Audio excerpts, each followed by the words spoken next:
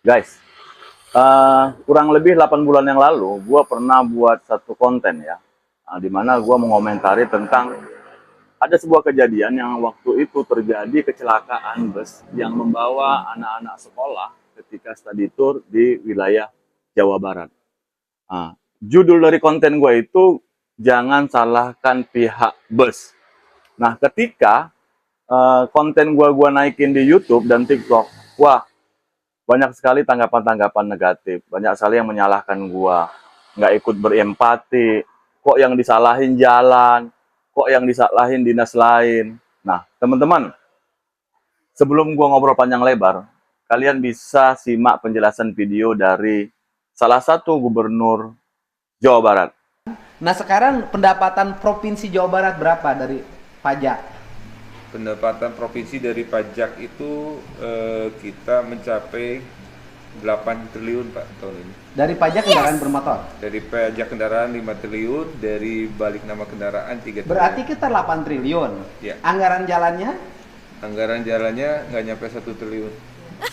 Jadi Provinsi Jawa Barat itu kalau masih ada jalan yang jelek, nggak logis. Karena pendapatan kendaraannya saja 8 triliun. Kalau pendapatannya dibalikin ke jalan, Pak nggak usah 5 tahun Pak, setahun jalan provinsi selesai Pak. Jadi rakyat bayar pajak setahun itu cukup untuk membangun seluruh kebutuhan infrastruktur Jawa Barat. Untung ini bukan Amerika Pak. Untungnya Pak. Kalau ini Amerika digugat Pak. Di video sebelumnya, gue menjelaskan bahwasanya jika terjadi kecelakaan, yang patut disalahkan itu bukan satu pihak, bukan hanya busnya, bukan hanya kendaraannya, tapi yang terkait dengan pihak-pihak lain, seperti pengelola jalan, kemudian yang memberikan izin jalan itu kendaraan.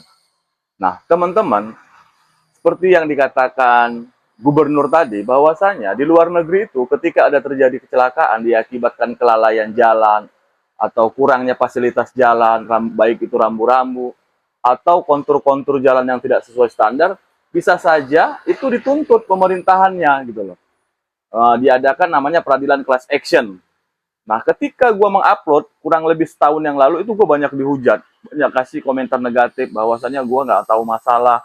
Itu jelas-jelas kesalahan pihak bus. Yes, benar, itu bus salah, tapi bus tidak salah sendiri. Ada pihak-pihak terkait yang harus bertanggung jawab. Nah, kalian tadi mungkin simak apa yang dikatakan oleh Gubernur Jawa Barat. Bahwasanya hasil pajak itu untuk ngebiayain jalan yang ada di Jawa Barat itu cukup masyarakat membayar pajak 1 tahun saja sudah cukup. Nah, itu kadang kita lupa, kita bayar tiap tahun pajak mobil, pajak kendaraan, kemudian biaya balik nama. Tetapi kita tidak mendapatkan fasilitas yang cocok. Hak-hak kita sebagai pengendara itu kita tidak mendapatkan.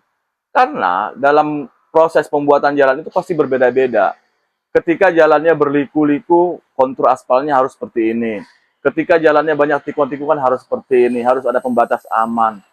Kita bicara kendaraan, tidak ada yang tahu ketika bus atau mobil atau kendaraan apapun dalam perjalanan itu terdapat namanya machine error. Contoh tiba-tiba remnya ngunci atau booster remnya bocor dan lain-lain lah. Itu kan resiko-resiko yang tak terduga. Nah, kita harus antisipasi risiko itu seperti kita buat pembatas jalan supaya mobil itu jika ada masalah dia tidak terjebur ke jurang atau dia tidak terguling. Nah, teman-teman, alhamdulillah kita mendapatkan gubernur yang cara pandangnya mungkin hampir sama ya dengan cara pandang kita yang ingin infrastruktur jalan itu jauh lebih baik supaya kita berkendaraan dengan aman. Guys, kalian punya pandangan lain nggak? Dengan apa yang gua kontenin ini, dengan video ini, kalian bisa komen di kolom komentar dan thank you.